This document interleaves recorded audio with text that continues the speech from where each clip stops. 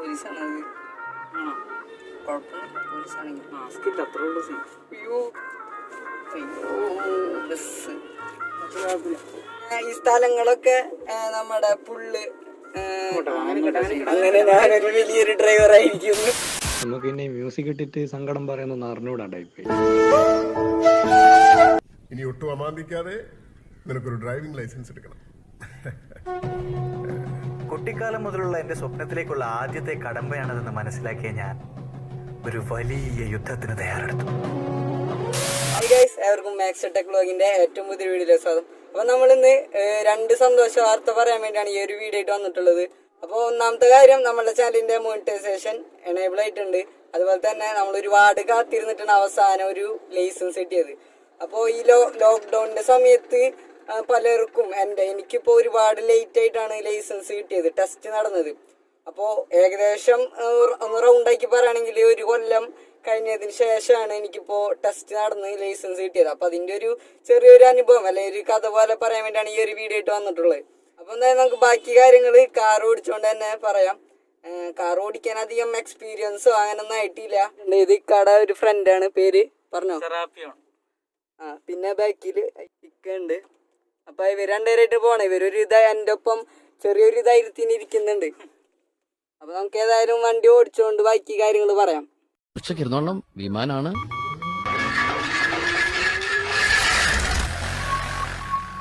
അപ്പൊ പോവാലേ?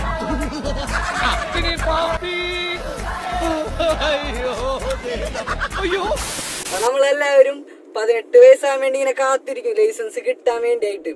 അപ്പൊ അതുപോലെ തന്നെ ഞാനും ഇപ്പൊ 7ാം ക്ലാസ് മുതലേ 6ാം ക്ലാസ്സില് ഒരു ദിവസം ഫാദർ ഉച്ചക്ക് കിടന്നുറങ്ങുമ്പോ താക്കോല് കട്ടെടുത്ത് കൊണ്ടുപോയിട്ട് നേരെ NH കയറി അങ്ങ് ഒരൊറ്റ ഓടിക്കില്ല. ഇനി ഞാൻ കലക്കും. എന്നാ നീ പോയി അപോഷം ചെയ്യടാ എന്ന് വെച്ചാ കലക്കാൻ. ഇപ്പൊ 7ാം ക്ലാസ് മുതലേ ലൈസൻസിന്റെ വയസ്സ് 21 കേൾക്കുന്നുണ്ട്.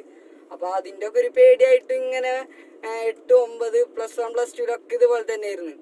+2 ആയപ്പോൾ എന്റെ ഒപ്പം എല്ലാ പിള്ളേർക്കും ലൈസൻസ് ഒക്കെ കിട്ടി തുടങ്ങി. അങ്ങനെ ഒരുപാട് കാത്തിരുന്നിട്ടാണ് 18 വയസ്സായത്. അപ്പൊ 18 വയസ്സായ ടൈമിൽ തന്നെ ഡ്രൈവിംഗ് ലൈസൻസിന് ചേർന്നു. പാർട്ടിയുടെ പരിപാടി. പോലീസാണത്. ആണോ? കുഴപ്പമൊന്നുമില്ല, പോലീസാണെങ്കിൽ. മാസ്ക് ഇല്ല, അത്രേ ഉള്ളൂ സീൻ. അയ്യോ മാസ്ക്. നീ ഒന്നായി കാണാൻ പറ്റുന്ന സ്ഥലത്ത് വെച്ചോ. പോലീസല്ല, മനുഷ്യനെ കളിയാക്കാനായിട്ട് ബൊലേറോ ചോപ്പ സ്റ്റിക്കർ അടിച്ചാന്നേക്ക. മാമനോടൊന്നും തോന്നല്ലേ? അപ്പൊ നമ്മളിവിടെ നിർത്തിയേ 18 വയസ്സിന്റെ. അപ്പൊ 18 വയസ്സായപ്പോ ലൈസൻസിന് ചേർന്ന്. അപ്പൊ 18 വയസ്സായ അന്ന് പോയി ചേർന്നു. അതെ, 18 വയസ്സായ അന്ന് തന്നെ പോയി ചേർന്ന്. അപ്പൊ അങ്ങനെ മുമ്പ് പോയി ചേർന്ന് ഒരാഴ്ചയല്ല, 1 മാസം മുമ്പ് പോയി ചേർന്ന്. നീ എന്ത് തേങ്ങയാടി പറയുന്നേ? അപ്പൊ 10,000 രൂപക്കുന്ന ഒരു സീൻ ഉണ്ടായി. അപ്പൊ അതിന് മുന്നായിട്ട് ചേർന്ന് ഒരു 5000 സംതിങ് രൂപക്ക് ഞാൻ ലൈസൻസ് ചേർന്ന്. അങ്ങനെ ഫെബ്രുവരിയിൽ എനിക്ക് 18 വയസ്സായതിനു ശേഷം ലേണിങ് കഴിഞ്ഞു. അപ്പൊ അങ്ങനെ ലേണിംഗ് ഒക്കെ കഴിഞ്ഞ് ഒരു 5 ക്ലാസ് ആണ്ട് കഴിഞ്ഞ് പിന്നെ അറിയുന്നത് കോളേജൊക്കെ പൂട്ടി. പെട്ടെന്ന് കൊറോണയുടെ പ്രശ്നമൊക്കെ ആയിട്ട് ലോക്ക്ഡൌൺ ആയി.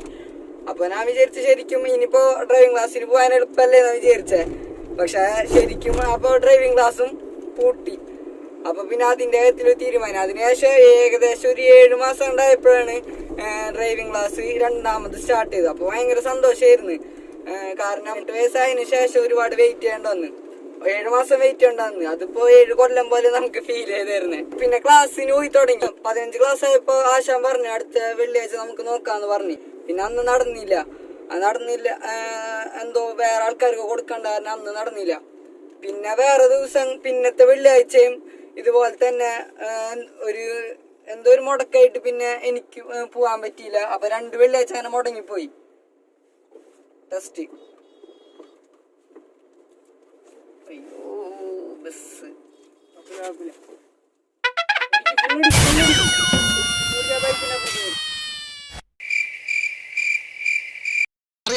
ക്ലച്ച് കാലിൽ ലെഫ്റ്റ് ആണ് ഞാൻ പറഞ്ഞില്ലേ?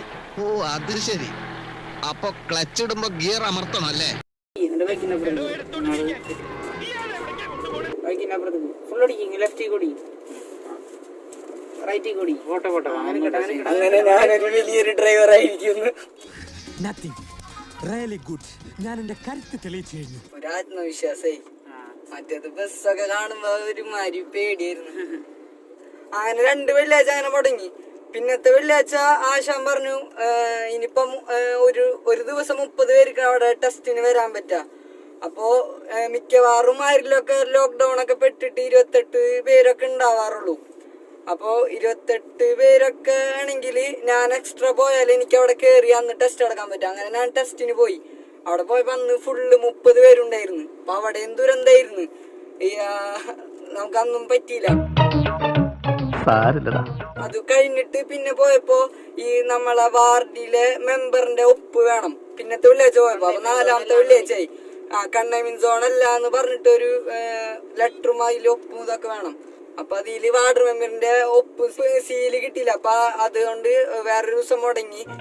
നീ എവിടെ പരിപാടി അവതരിപ്പിച്ചാലും ഇത് തന്നെയാണല്ലോ നിന്റെ വിധി.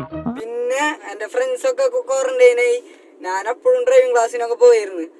അപ്പോ ഞാൻ വിചാരിച്ച അവരുടെ ക്വാറന്റൈനൊക്കെ കഴിയുന്നതിന് മുമ്പ് എനിക്ക് ഫസ്റ്റ് ലൈസൻസ് ഒക്കെ കിട്ടുമെന്ന് വിചാരിച്ച്. പക്ഷെ അതിന്റെ ഇടയിൽ RT ഓഫീസറിന് കൊറോണ വന്ന്. അപ്പൊ ആ നിലക്ക് അവിടെയും ടെസ്റ്റ് 2 ആഴ്ച നടന്നില്ല.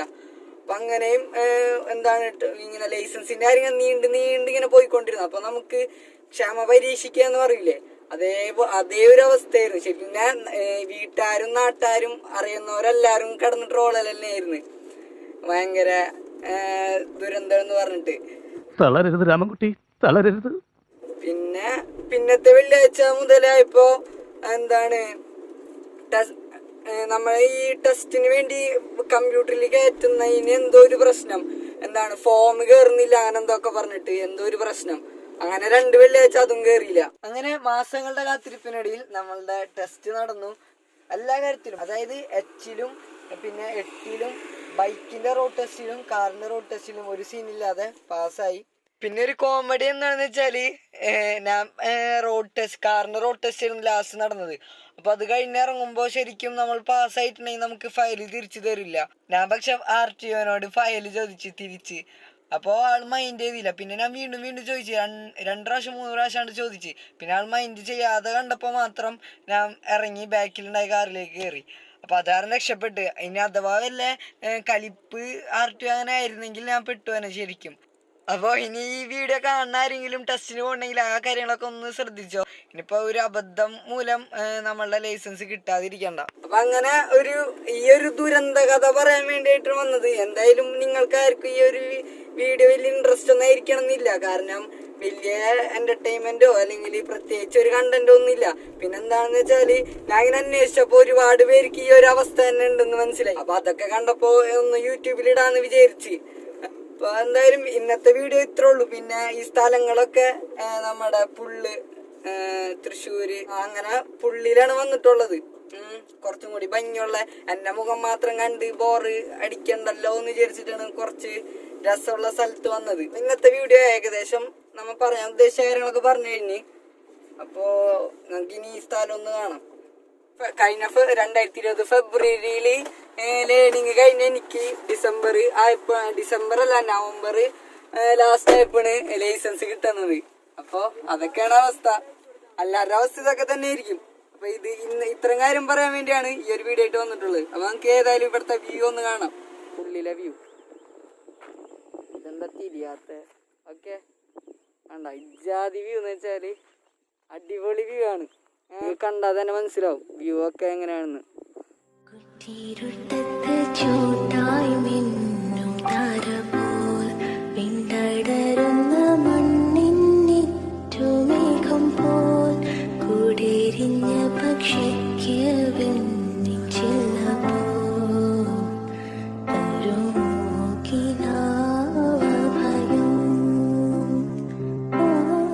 നമുക്ക് ഏതായാലും ഇവിടെ വീഡിയോ നിർത്താം. ഇനി കുറച്ചു നേരം ഒന്ന് പ്രകൃതിയൊക്കെ നിന്ന് ആസ്വദിക്കട്ടെ.